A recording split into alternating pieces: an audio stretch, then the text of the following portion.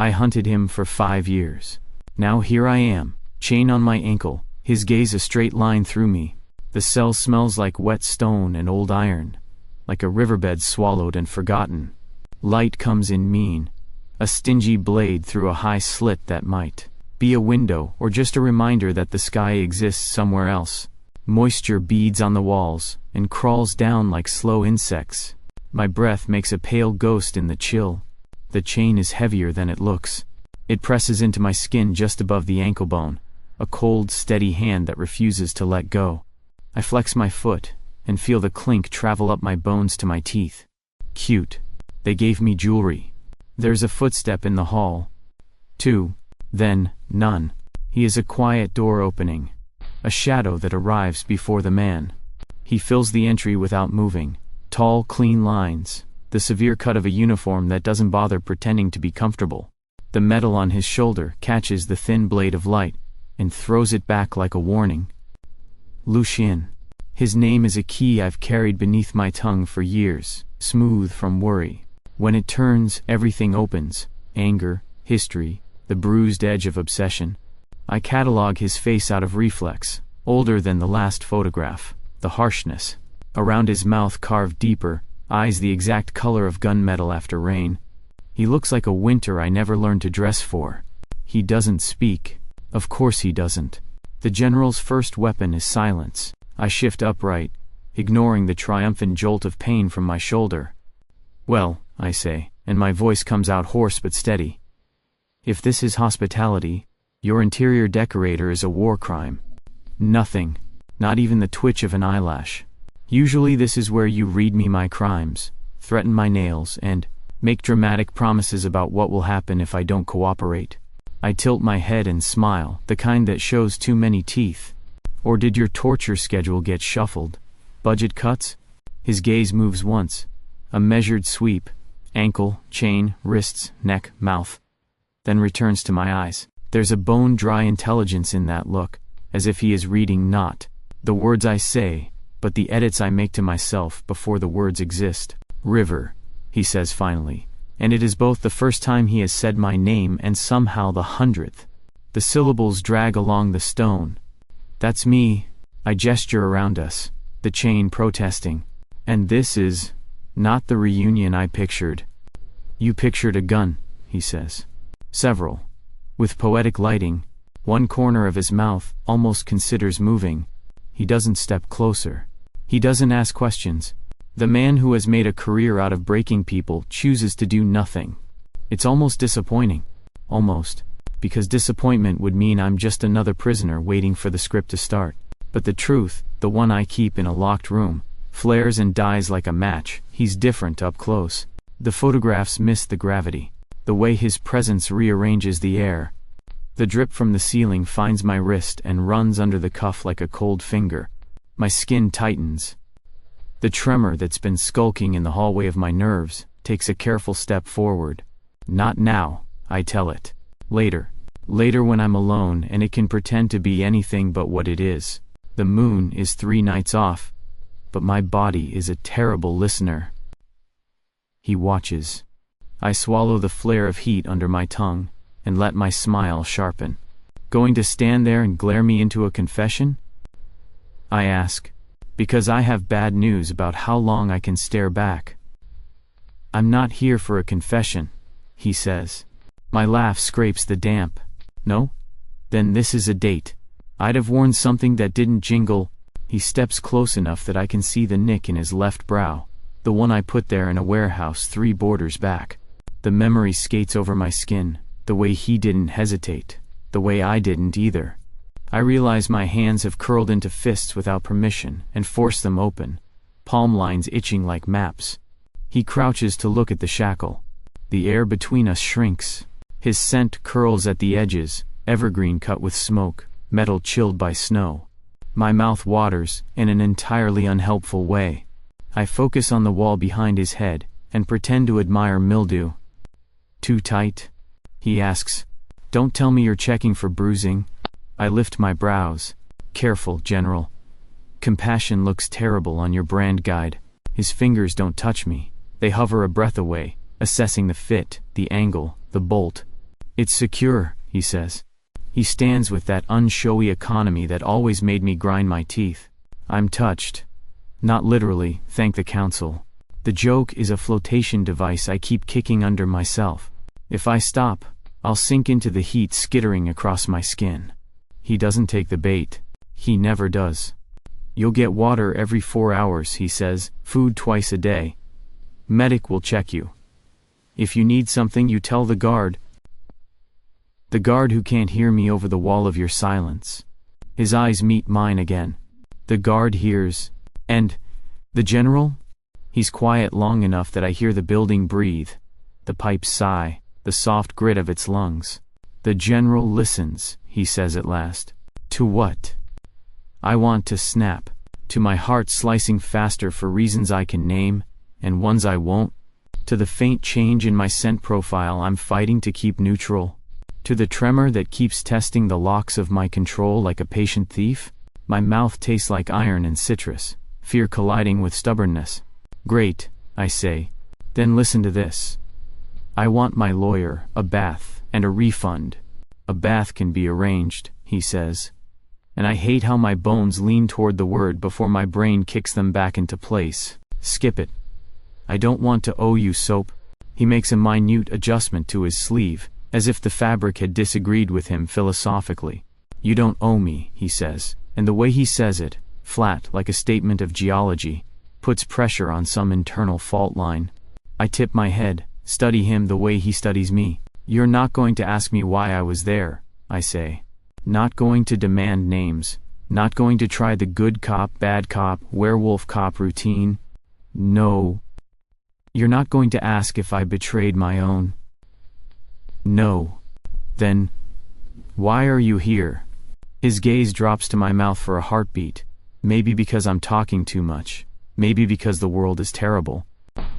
When it returns to my eyes, it brings a cold clarity with it. To see if you tell the truth when no one asks you to. My laugh comes out too loud. You expect me to volunteer? I expect you to be who you are, he says. Which is what, exactly? He doesn't answer. He turns, his coat drawing a clean line through the stale air, and takes 2 steps toward the door. Panic does a small, humiliating flip in my throat. Because this is how I lose, isn't it? Not under fists or blades, but under a silence that lets me hear myself. Lucian, I say. And the name is unwise in my mouth. It tastes like winter. What if I'm not who you think I am? His hand pauses on the frame. Without looking back, he says, then be who you are anyway. The door doesn't slam. It just becomes closed. His absence widens the cell, until the corners feel far enough to echo.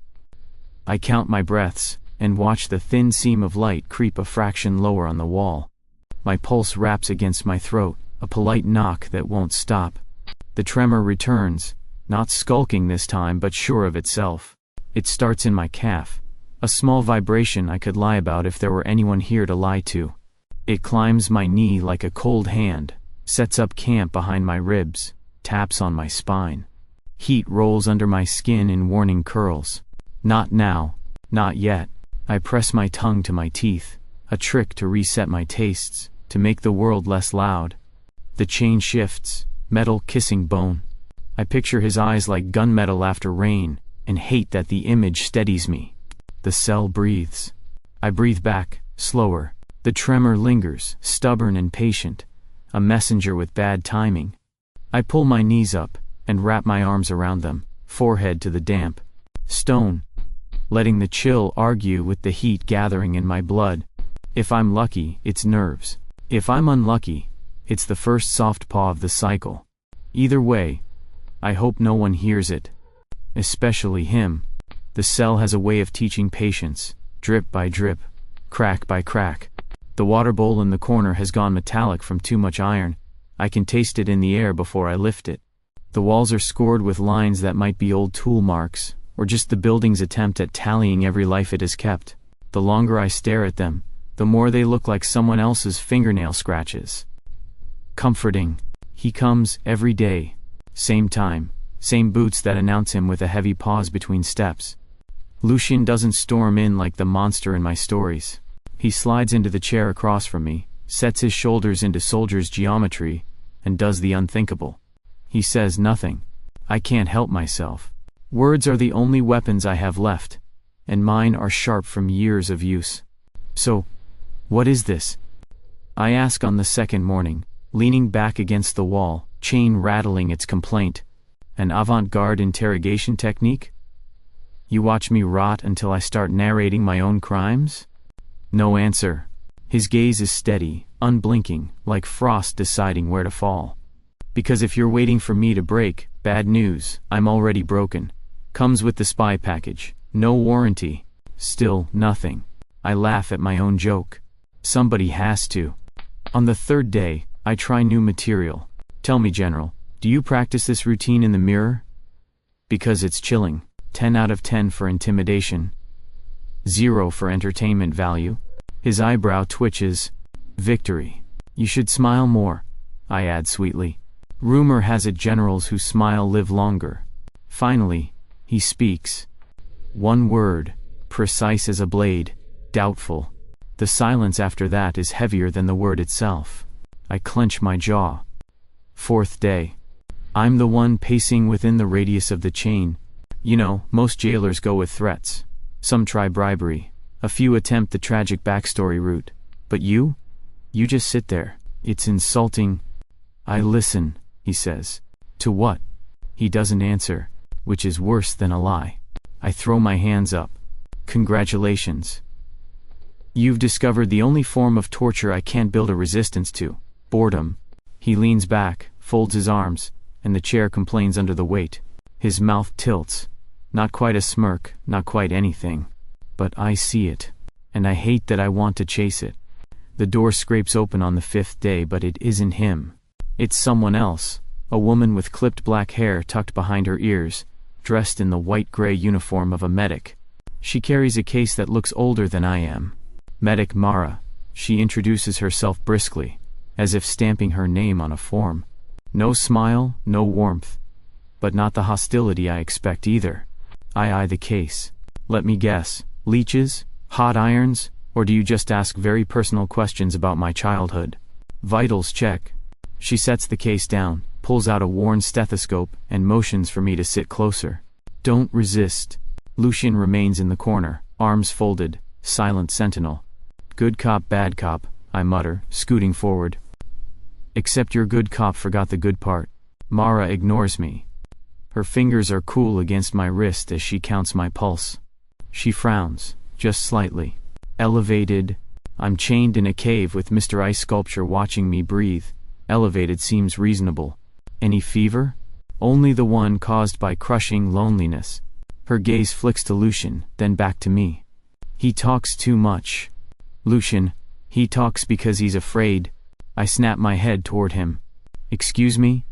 You don't get to psychoanalyze me when you've said, what, 3 sentences this week? His eyes meet mine, flat as slate. 4. I choke on a laugh, and end up coughing instead. Mara sighs, checks my throat with a small flashlight, then packs up her case. Hydrate, she orders. I'll return tomorrow. She leaves without waiting for a response. The door closes. Silence swells again, thick enough to lean on. I glare at him. She talks more than you, and she was here 5 minutes. You prefer her company? Yes.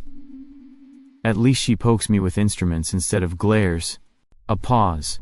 Then he says, almost conversational, I can arrange more poking. The words are so dry, so unexpected, that my mouth falls open before I can control it. His expression doesn't change, but there's a gleam at the corner of his eye. As if he knows exactly what he did. I slam my back against the wall, chain clinking in protest. You're infuriating. He doesn't deny it. Night in the cell is a different kind of silence. The light from the slit window bleeds silver, thin and sharp, catching on the metal cuff at my ankle. Every shift of my leg sends a ghostly shimmer across the wall, like the moon is laughing at me through the chain. I'm already sweating.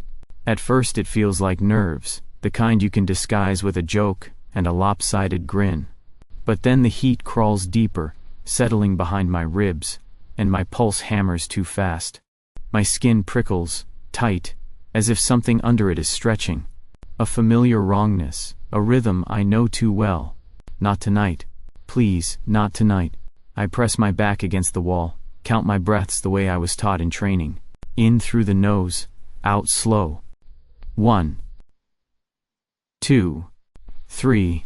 The stone is cold, but the heat in me doesn't care. It licks at my veins, coils around my lungs. My hands start to tremble. The cuff rattles as the vibration spreads to my legs. The sound is small but treacherous, announcing me. The door opens. Of course.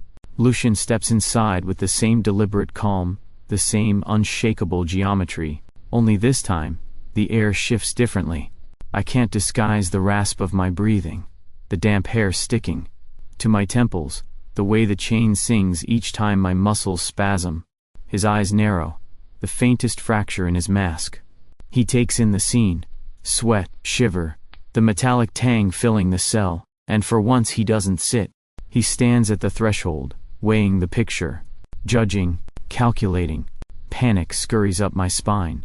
If he sees too much, if he understands what's coming, I'll lose the last scrap of control I have. Don't. My voice cracks. I laugh to cover it, bitter and thin. Don't look at me like that. I know how it ends. Enemy prisoner dies of sudden, mysterious fever. Convenient, isn't it? The tremor spikes, jerks my knee against the chain. The clatter ricochets around the stone room, louder than a gunshot. My breath stumbles, the cycle is clawing up. Greedy, inevitable. I bite down on my tongue until I taste copper. It doesn't help. My chest is heaving now, each inhale sharp enough to cut. I can't hide it. Not anymore. Lucian doesn't move. His stillness is worse than violence. It forces me to hear my own weakness. He studies me with that same soldier's patience, as if he's waiting for the data to confirm the hypothesis. Another spasm bends me forward, forehead almost to my knees. The cuff bites hard into bone, leaving a ring of fire. My hands curl uselessly against the floor. Through the blur of heat and dizziness, I glance at him. Go, I choke out. You want a confession? Fine. I confess I can't. My body seizes, throwing me sideways. The chain shrieks against the bolt. I can't stop it. Something flickers across his face. Not pity, not quite. Something colder, heavier. Calculation, yes, but threaded with something else I don't want to name. He takes a step forward, then halts. His jaw tightens, his hands flex once at his sides. The war inside him is visible for the first time. Protocol against instinct, discipline against something dangerously human. I squeeze my eyes shut, panting, trembling against the floor. The heat spreads, breaking me down from the inside. My worst fear breathes down my neck, losing control here, in front of him. Becoming nothing but an animal for him to judge. The chain rattles again, louder, as if demanding his verdict. And still he stands there, the general at war with himself. Heat thickens the air until it feels like breathing soup. My shirt clings to me, skin slick, my pulse an unsteady drum that refuses to slow. I curl against the wall, jaw locked, praying for strength or at least for oblivion. Anything but this slow unraveling in front of him. Lucian moves at last. A shadow detaches from the doorway and becomes a man, heavy with decision. His boots scrape against the stone, a slow rhythm that makes the chain at my ankle jangle in counterpoint. I flinch when he crouches, though he hasn't touched me yet. Don't. My throat burns. I don't need your. The words collapse into a gasp as another spasm claws through me. His hands reach for my collar. Calm, deliberate, efficient. I jerk back instinctively, teeth bared. But he doesn't flinch. You're overheating, he says, voice flat, as if stating a weather report. The fever will kill you before the cycle finishes. Good, I hiss, though my body betrays me, leaning toward the cool promise of his shadow. Better that than. Another shudder cuts me off. The metal of the chain shrieks under the strain. Lucian ignores my protest. He works the buttons of my shirt with soldier's precision, not lingering, not hesitating. Fabric peels away from my chest, damp and heavy, leaving gooseflesh in its wake. The chill air shocks me, almost sweet against burning skin. Humiliation chokes me alongside relief. I want to shove him away and never stop. His hand hovers near my throat but doesn't touch. "Breathe slower," he orders. My breath stutters, ragged. "I can't." "Yes. You can." His tone is steel. "Match me." He inhales deliberately, slow, steady. Exhales in measured control. My lungs resist, but some stubborn instinct fights to copy him. I breathe with him once, then twice.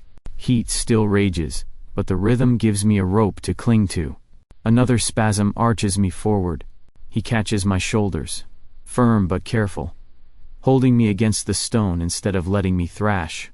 His grip is strong, unyielding, but not cruel. He pins only as much as necessary. "Stay with me," he says. "Don't fight the body. Ride it." Easy for him to say. My whole frame shakes, nerves on fire, scent leaking into the air like a confession. I want the floor to split open and swallow me whole. I want him gone. I want him closer. The contradictions tear at me as fiercely as the fever. He strips the sleeves down my arms, cool air rushing over muscle. My chest rises too fast. My skin burns too hot. He presses the damp cloth of my discarded shirt to the back of my neck. The gesture is so startlingly human that it nearly breaks me more than the fever does. My vision blurs, edges haloed with silver. I squeeze my eyes shut, but that only makes me more aware of him, his scent of evergreen and smoke, the precise control in his breathing, the steadiness of his hands as he anchors me. A tremor of instinct leaps between us, raw, unavoidable. "No," I whisper. My voice cracks. "Don't you dare." But nature doesn't ask. It takes. The bond strikes like a spark on dry tinder. It isn't visible, not really, but it's there, an electric tightening of the air, a thread pulled taut between us. My body surges toward him, seeking, claiming, even as my mind screams against it. His breath stutters once, the only crack in his armor, before he slams the shutters down again. "Unintended," he says roughly, as if naming it makes it less real. His hands don't leave me though. They steady me through the storm as my body trembles itself into exhaustion. I collapse forward, forehead pressed to his shoulder, too weak to pull away. Every nerve hums with the echo of that spark. The chain at my ankle lies quiet now, as if it too acknowledges the shift. Shame floods me hotter than the fever ever did. I shove at him weakly, but he holds steady, immovable. I hate that part of me is grateful. When at last my breathing slows and the fire in my veins dulls to embers, he eases me down against the wall. He drapes my shirt across my chest like a blanket, though it's soaked through. His own uniform is damp where I leaned, but he doesn't comment. I can't look at him. My voice is a rasp. "You should have let me burn." His reply is quiet, almost gentle, but edged with finality. "That wasn't an option." Silence pools in the cell again. But it's changed, thicker, charged with something I can't name. My chest rises, falls. The fever is gone, but the bond it left behind is not. I finally lift my eyes to his. "We're connected now," I whisper, the words cutting my throat on the way out. "And we never asked each other if we wanted it." Morning in the cell doesn't look much different from night, but the light that seeps through the slit is softer, more forgiving. It brushes over the stone, a pale wash that makes the damp glisten like frost. My body feels heavy, drained, like I've been wrung out and left to dry on these miserable walls. I push myself upright slowly, head swimming. My shirt is still half open, clinging to me in damp folds. The memory of last night slams into me before I can shove it aside. Lucian's hands, steadying me, the fever ripping through, the bond flaring like a brand between us. My stomach twists. The door groans open. He walks in with the same soldier's composure, a tray balanced in one hand. The clink of metal and the faint steam rising from the bowl make the cell smell briefly of something other than iron and damp. He sets it down on the stone ledge, then picks up the empty bowl of water from the night before, as if he's done this 100 times. As if this is just routine. "Breakfast," he says simply. I blink at him, incredulous. Oh, perfect. Just what I wanted after a near-death fever and an accidental mystical bond. Porridge. Did you garnish it with regret, or are you saving that for dinner? His expression doesn't flicker. He pours water into a cup and places it beside me. Drink first. Bossy, I mutter, though my throat is dry enough to make obedience tempting. I take the cup anyway, gulping greedily. The water is cool, blessedly plain, and it almost feels like a betrayal to be grateful for it. He kneels briefly to adjust the chain at my ankle, checking the clasp. Not touching more than he needs to. The efficiency makes it worse somehow, as if I'm just another piece of equipment on his morning checklist. Humiliation spikes sharp in my chest. I laugh to hide it. What's next, General? You gonna tuck me in after meals? Read me a bedtime story? Really drive home the prison hospitality? This time, he does look at me. His eyes are steady, cutting past the sarcasm as though the words are smoke, and he's already breathing through them. You're not an object, he says quietly. Not a tool. Not property. The words drop into me like stones into a well, rippling down to places I didn't know were hollow. For a second, my smart reply evaporates. My throat works around something that isn't water. I force a grin, crooked and brittle. Wow. Inspirational speech of the year. Should I embroider that on my prison blanket? He doesn't answer. He just sets the old bowl aside and straightens, gaze steady, posture unreadable as ever. But I feel the echo of his words lingering, pressing against the places I've built walls. I lower my eyes to the tray. The steam curls upward, soft and ordinary. My stomach knots, but I pick up the spoon anyway, because the alternative is letting him see me shake. As I eat, silence stretches between us. Not the suffocating silence of interrogation, not the heavy silence of fever, but something stranger, fragile. I hate it. I want to tear it apart with jokes, with noise, with anything. But the truth is lodged in me like a shard. He said I wasn't a thing, and part of me, traitorous, aching, wants to believe him. The days bleed together, measured by the scrape of a food tray and the metallic cough of the lock. My body is still weak, but the fever has broken. What hasn't broken is the silence. Except now, it feels different. Not a wall, more like a mirror that keeps showing me pieces I'd rather not see. Lucian comes as always, the door creaking like an old throat clearing itself. He sits in the chair across from me, his shadow falling long against the wall. Once, his stillness was unbearable. Now, it's dangerous in a new way. I'm starting to fill it with my own words. So, I say, stirring the stale air with my voice. What's today's program? Another round of watch the prisoner eat with bad manners? Or maybe you'll introduce charades into the interrogation rotation. No reaction. His eyes are on me, calm as always, but not empty. Never empty. You're terrible company, you know that? Most people try jokes, questions, maybe some polite small talk. I lean forward, resting my chin on my knees. You just exist at me. He doesn't blink. And the worst part, I add, is that I can't tell if it's a strategy or if you were simply born insufferable. A pause. Then, finally, both. I choke on a laugh. That was almost humor, General. Careful. It might ruin your reputation. His expression doesn't change. But there's something in the air. A tiny shift. Like he's letting me see 0.5 millimeter past the steel. The silence returns, but it's softer, less of a chokehold. I sit there, trying not to squirm under it, until the words burst out of me. Why? His head tilts slightly. Why do you do it? I push, heat rising under my skin. Why all the silence, all the staring? You could have asked questions. You could have demanded answers. You could have... My voice sharpens, louder than I intended. You could have ended this 100 different ways. So why the waiting game? The chain shifts when I move. A sharp reminder of who's still trapped here. My chest rises too fast. Like I'm back in the fever again. Lucian doesn't flinch. He lets the weight of my words settle, as if considering them carefully. When he finally speaks, his voice is low, steady. To hear you lie to yourself. The words land like a blow. I laugh, but it's too thin, too raw. Cute. You think I'm in the mood for psychoanalysis? Newsflash. You don't know me. His gaze doesn't waver. I know the way your pulse shifts when you talk about your past. I know the scent of fear you bury under sarcasm. And I know that when you say you don't care what happens here, you're lying. To me. And to yourself. My mouth goes dry.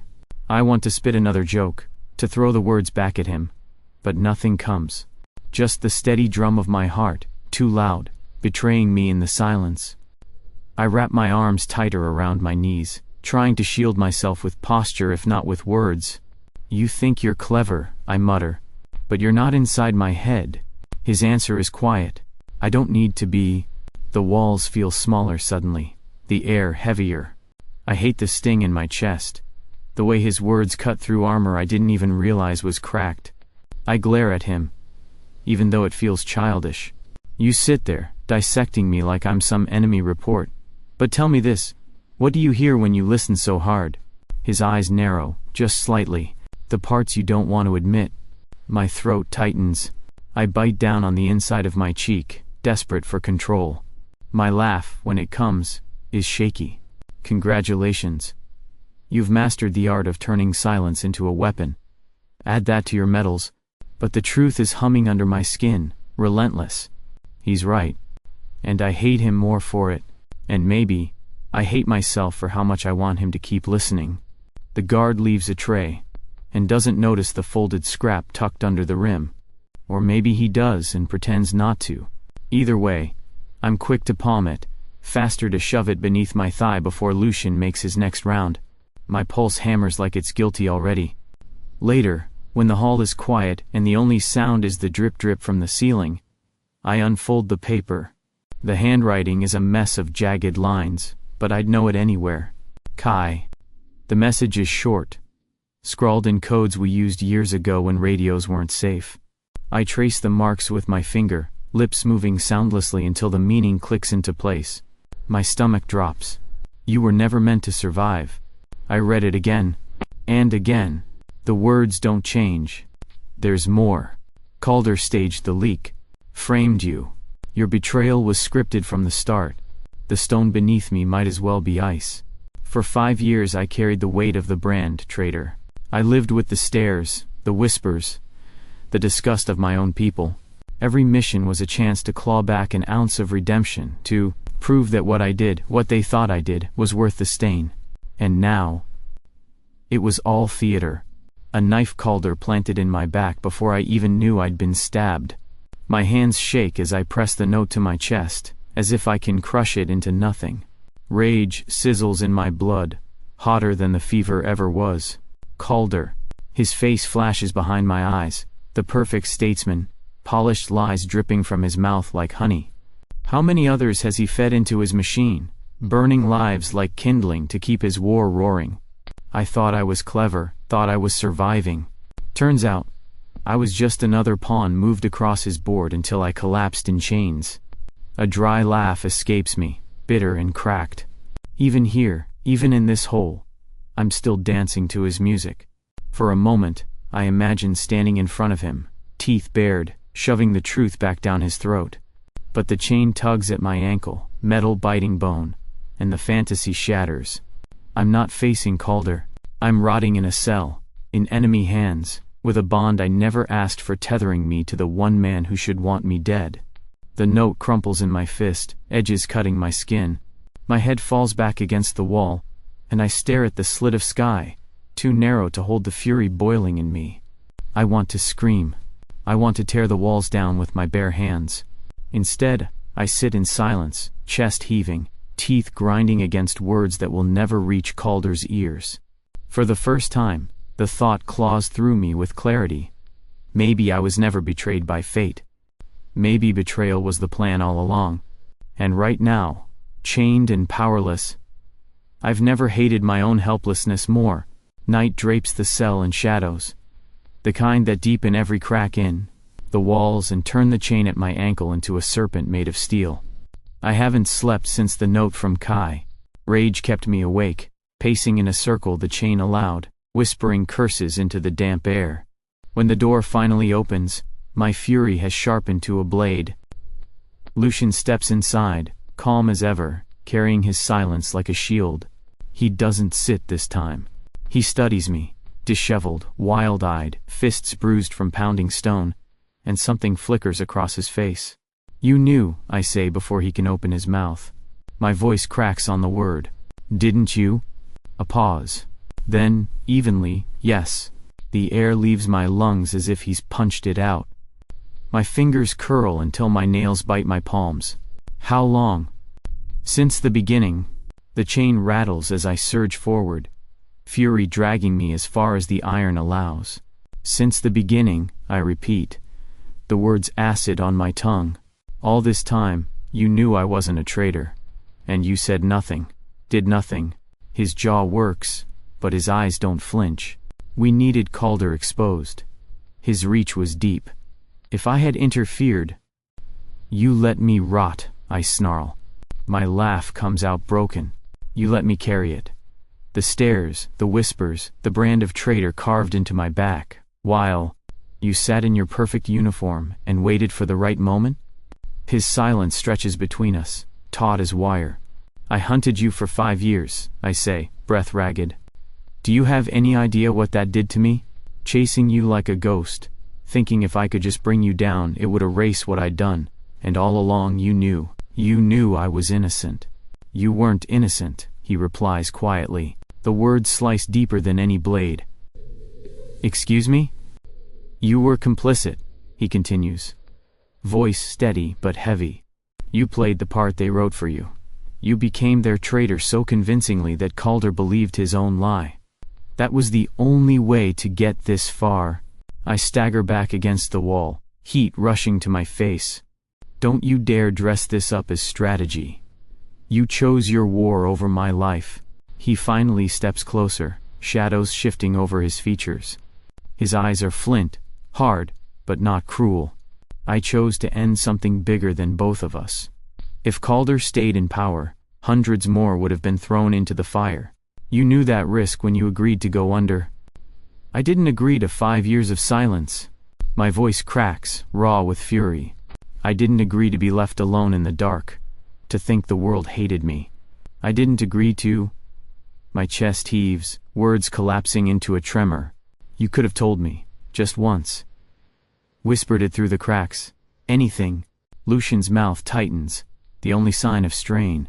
"If I had, you would have broken cover.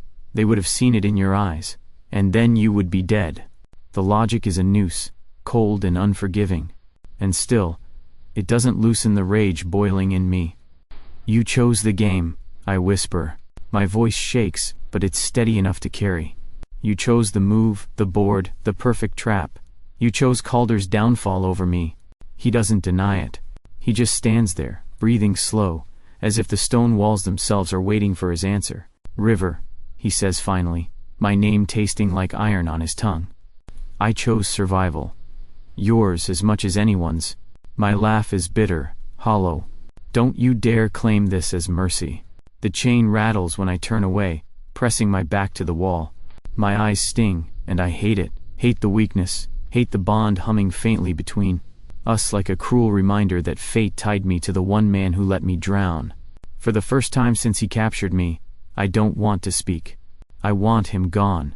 His silence was torture before, now it's betrayal made flesh. He lingers a moment longer, then leaves without another word. The door shuts with a whisper. The cell breathes again, but this time the air tastes bitter. Something inside me has cracked. Not from fever, not from the chain, but from him. And I don't know if it can be mended. The cell door doesn't open that morning. Instead, the noise comes from above, shouts, boots striking in rhythmless panic, alarms shrilling through the stone like metal scraped raw. Even down here, buried in silence for so long, the chaos bleeds through. I push against the wall, straining to listen. The chain clinks in agitation, as if it feels the tension too. Then the lock crashes open. Not Lucian this time. 2 soldiers in black, eyes sharp with fear, not discipline. They drag me up by the arms before I can ask a question. The hallway reeks of smoke. Somewhere above, something has exploded. The building itself shudders. By the time we reach the stairwell, The noise has resolved into words carried down from the higher floors. Attack. Assassins. Calder's name whispered like a curse and a prayer in one. They shove me into a holding room crowded with bodies. Guards shout over one another, trying to patch communications. A screen in the corner flickers with a news feed. My stomach drops at the headline crawling across the bottom. General Lucian binds enemy Omega. Illegal bonding ritual revealed. I can't breathe. The footage is grainy but unmistakable. Me, fevered and shaking in the cell. Lucian steadying me, the air between us sparking with that unasked-for bond. They must have hidden cameras in the walls. Of course they did. Calder wouldn't waste a chance like this. Gasps ripple through the soldiers crowded around the screen. Some look at me with suspicion, others with something darker. If the enemy general bound an Omega prisoner, then what does that make me? A hostage? A weapon? A disgrace? Lucian bursts into the room then, his uniform marked with soot. A cut across his brow. The noise dims instantly. He surveys the scene, the screen, me. For a heartbeat, his mask cracks, but only for me. Then he's the general again. Clear the feed, he orders. Contain the breach. Nobody moves fast enough. The headline is already spilling across every channel, every outpost. Both our packs will see it.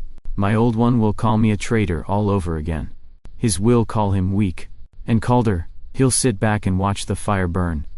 I meet Lucian's eyes across the chaos. For once, there's no silence between us. Only the roar of everything crashing down.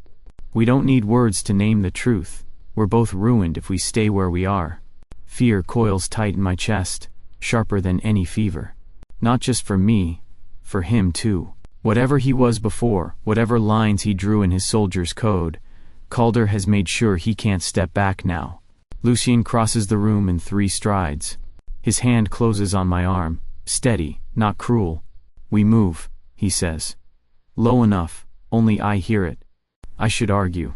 I should spit something sarcastic, remind him I don't take orders.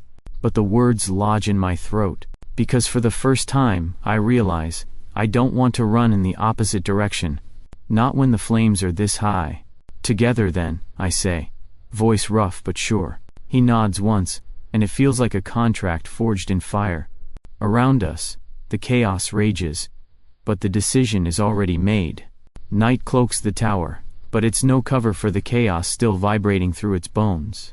Smoke drifts down the stairwells, alarms sputter and die in fits, leaving eerie gaps of silence. Lucian pulls me along the corridor, his grip steady on my wrist. Not crushing, not commanding, just steady. Where exactly are we running to? I whisper, dodging debris. Out. Brilliant. Such detail. Generals must get special classes in vague instructions. He cuts me a look sharp enough to slice, but it doesn't slow him down. We duck through a service passage that smells of grease and dust. My chain is gone now. He'd unlocked it before we slipped out of the holding room. But I still hear it phantom clink with every step. At the bottom of the stairwell, I tug him to a stop. Listen, if we just run, Calder wins. Both packs will tear us apart. We need someone neutral. Someone who can buy us space. His eyes narrow. Who? Suri, I say. Even saying her name steadies me. The seer, the old wolf with no loyalty except to balance. She can strip the politics out long enough for us to breathe. Maybe even untangle this bond. His silence stretches. I half expect him to shut me down, to say strategy forbids it. Instead, he studies me with that unnerving calm, then nods once. Not as a general, he says. His voice is low, rough, almost human. As a man. I'll follow this plan. Something catches in my chest, sharper than fear. Wow, I mutter. Didn't think you had a man under all that brass. His mouth almost curves. Almost. Don't make me regret it. We slip out into the night through a maintenance hatch. The air is cool and wet, carrying the tang of smoke and city stone. Sirens wail somewhere distant, but here it's quiet enough that my pulse feels like thunder. Lucian leads with long strides, but I dart ahead at a fork in the alley. Left, I whisper. Why left? Because the right leads to the armory, And I don't feel like running into 6 dozen of your charming colleagues tonight. He follows without argument, though I hear the faintest growl of disapproval. See? I grin over my shoulder. Partnership. You provide the muscles, I provide the brains. You provide noise, he corrects, but there's no real bite in it. We weave through alleys, ducking past broken fences, climbing over trash-strewn steps. Once, I slip, landing hard on my knees. He hauls me up before I can curse, his hand hot around mine. For a heartbeat, we stand too close, breath mingling in the shadows. Then I yank free, muttering, "Don't get sentimental."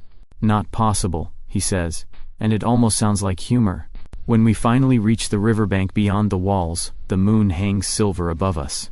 I drop to catch my breath, chest heaving, lungs burning.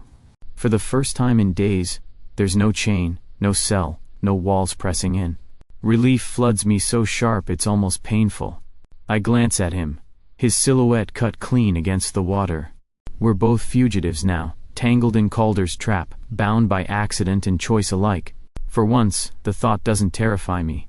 It feels like the start of something else. The neutral clan's territory smells of wood smoke and sage. Lanterns burn low along the winding path, and at the end stands a stone house older than either of our packs, older even than the wars that keep trying to swallow us whole. Its roof is dark with moss, its walls carved with symbols that hum faintly when I pass. Lucian keeps pace beside me, silent as ever, but his shoulders are taut, the general carried into exile. My heart knocks unevenly. We didn't come here as prisoner and captor anymore. We came as something tangled, dangerous and unsteady. Inside, the chamber glows with firelight. Wooden beams cross overhead, smoke curling toward a hole in the roof. Suri waits on a low seat at the center, her hair long and silver, her eyes pale as river glass. She doesn't look surprised to see us. "You bring me trouble," she says, voice deep, almost amused. I try a bow that turns into something clumsy. "We've heard you're good with trouble." Her gaze drifts to me, then to Lucian, lingering between us. The bond hums. Loud. It wasn't chosen. No, I admit. The word tastes bitter and sweet all at once.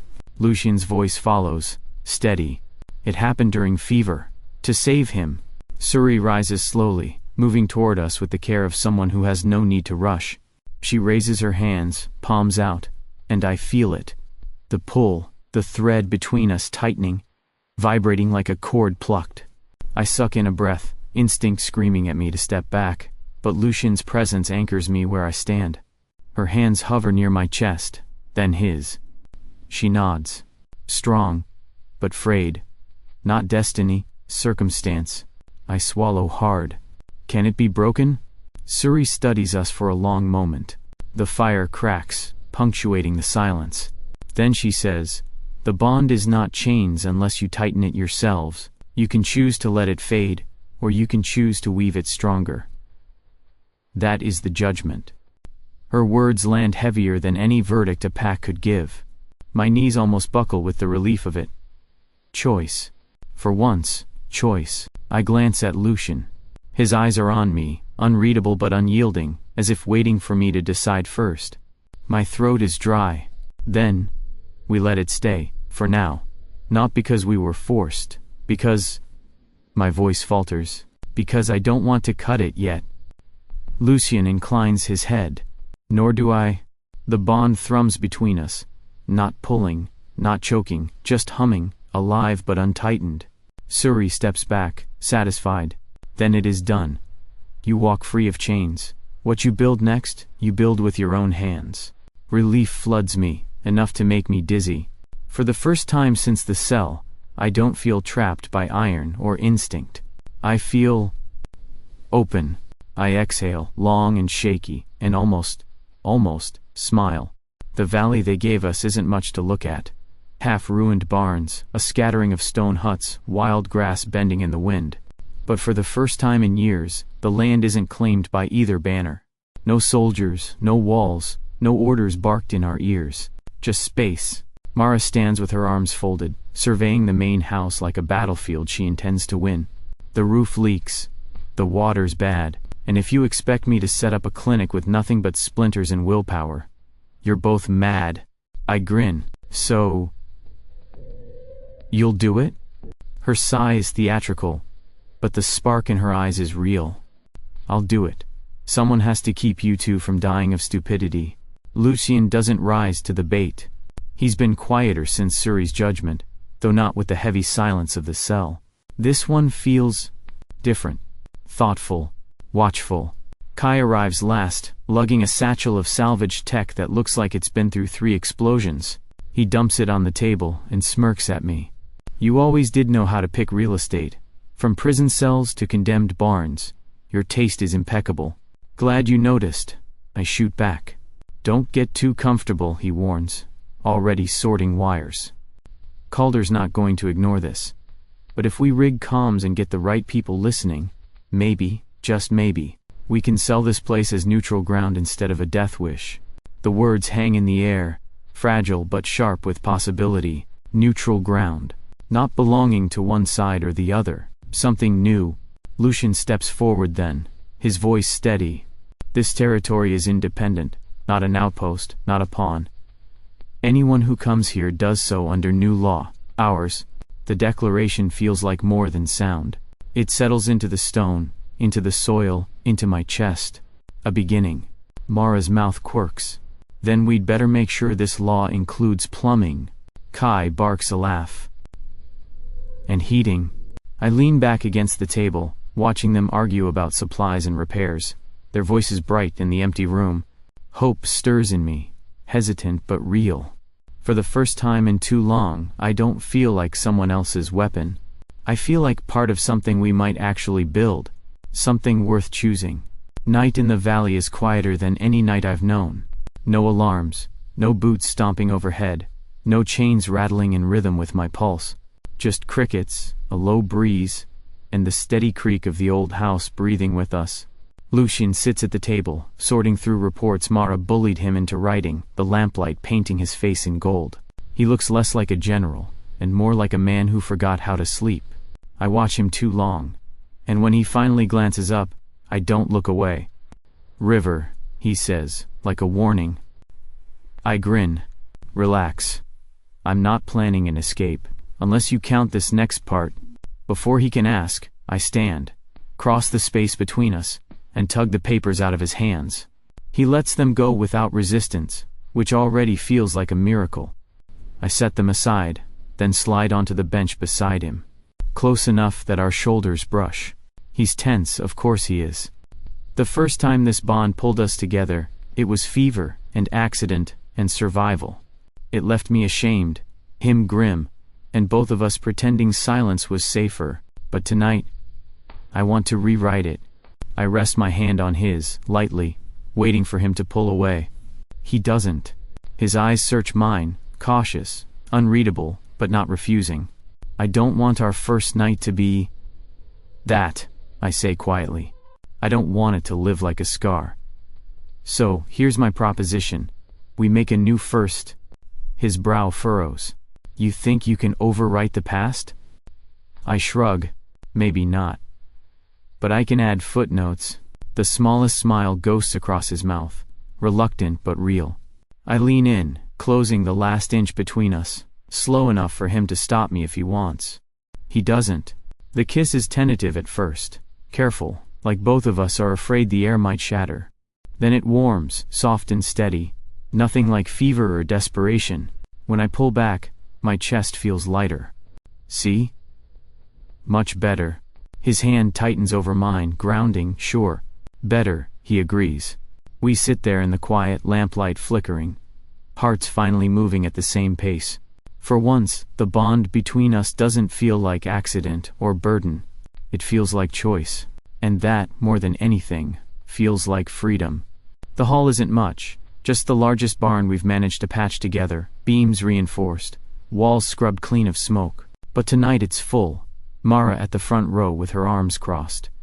Kai fiddling with a projector that may or may not survive the evening. A handful of scouts and healers from both sides who dared to step onto neutral ground. The air hums with uncertainty and something rarer. Possibility. Lucian stands to my right, not in front, not above. Just beside me. His presence is steady. the weight of it anchoring me even as my palms sweat. I step forward. My voice feels too small for the space, but it grows with every word. I've been called many things: traitor, pawn, prisoner. My throat tightens, but I push through. But I am not an object. I am not a tool to be used, or a thing to be chained. The crowd leans in. The barn holds its breath. I am a voice, and so is every one of you. No matter what pack you came from, no matter what lies were told about you, you are not possessions, you are people, and you have the right to choose. The words echo back from the rafters, stronger than I meant them, sharper too. For a heartbeat, I see their faces shift, doubt cracking into hope. I glance at Lucian. He doesn't move to correct me, doesn't step forward to take the reins. His eyes simply meet mine, steady, and for once I believe the silence between us means trust.